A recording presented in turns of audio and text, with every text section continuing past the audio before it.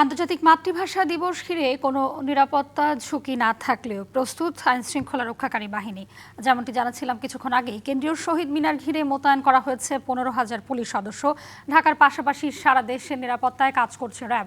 সন্ধ্যার পর ঢাকা বিশ্ববিদ্যালয় এলাকায় প্রবেশে কড়াকড়ি থাকছে। জুলাই গণঅভ্যুত্থান পরবর্তী নতুন বাংলাদেশের প্রথম নির্বাচিত সরকারের সময় মহান শহীদ দিবস ও আন্তর্জাতিক মাতৃভাষা দিবস।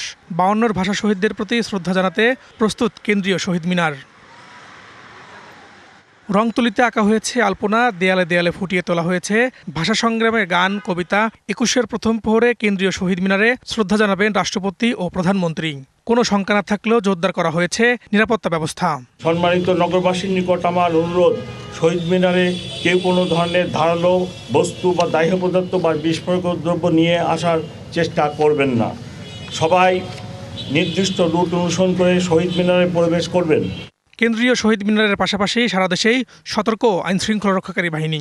সাদা পোশাকে আমাদের গোয়েন্দা থাকবে বিভিন্ন ধরনের, যেটা আমি বললাম যে আমাদের ডগ স্কোয়াড আছে, বম ডিসপোজাল টিম আছে, সিসিটিভির নেটওয়ার্কে আমরা নিয়ে এসেছি, সুইপিং করেছি আমরা অত্র এলাকায়।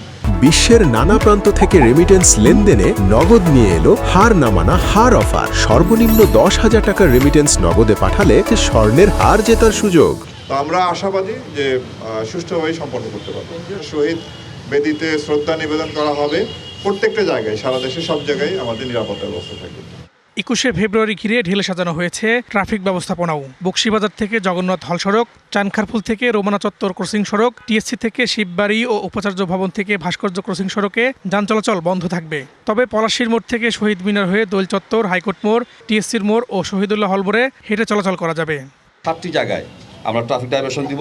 যারা পায়ে হেঁটে আসবেন তারা পলাশী ক্রসিং হতে ভাস্কর্য ক্রসিং, জগন্নাথ হল ক্রসিং, কেন্দ্রীয় শহীদ মিনার এখানে যে শ্রদ্ধা নিবেদন করে রোমানা ক্রসিং এবং দোল চত্বর ক্রসিং দিয়ে আপনাদের গন্তব্য পৌঁছাবেন।